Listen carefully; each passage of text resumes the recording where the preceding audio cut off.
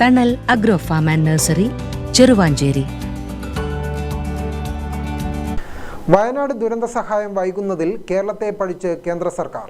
Wayanad MP Priyanka Gandhi നേരിട്ട് കണ്ട് സമർപ്പിച്ച നിവേദനത്തിനാണ് കേന്ദ്ര ആഭ്യന്തരമന്ത്രി അമിത്ഷാ മറുപടി നൽകിയത്.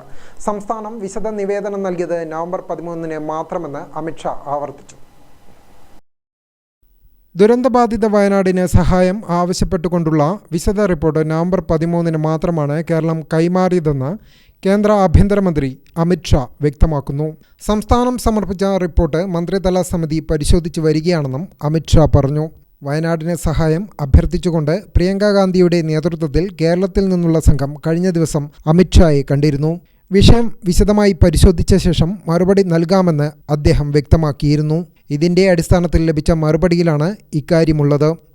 കേരളം സമർപ്പിച്ച റിപ്പോർട്ട് വിവിധ മന്ത്രാലയങ്ങളിലെ ഉദ്യോഗസ്ഥർ അടങ്ങുന്ന സമിതി പരിശോധിച്ചു വരികയാണെന്നും സമിതിയുടെ തീരുമാനം വൈകാതെ ഉണ്ടാകുമെന്നും അമിത്ഷായുടെ മറുപടിയിലുണ്ട്. സർക്കാർ റിപ്പോർട്ട് നൽകാൻ വൈകിയതിനാലാണ് കേന്ദ്രം സഹായം അനുവദിക്കാൻ വൈകുന്നതെന്നാണ് മറുപടിയിലുള്ള സൂചന. സഭാ സമ്മേളനം ആരംഭിച്ചതിന് ശേഷം ഇതിനകം 2 തവണ വയനാട് സഹായവുമായി ബന്ധപ്പെട്ട് കേന്ദ്രം വിശദീകരണം നൽകിയിരുന്നു. ജൂലൈ 30 വയനാട്ടിലെ മുണ്ടക്കയിലും ചൂരൽമലയിലും ഉരുൾപൊട്ടലുണ്ടായത്. 400-ലധികം പേർക്ക് ദുരന്തത്തിൽ ജീവൻ നഷ്ടമാവുകയും നിരവധി പേരെ കാണാതാവുകയും ചെയ്തിരുന്നു. News desk Gramika news.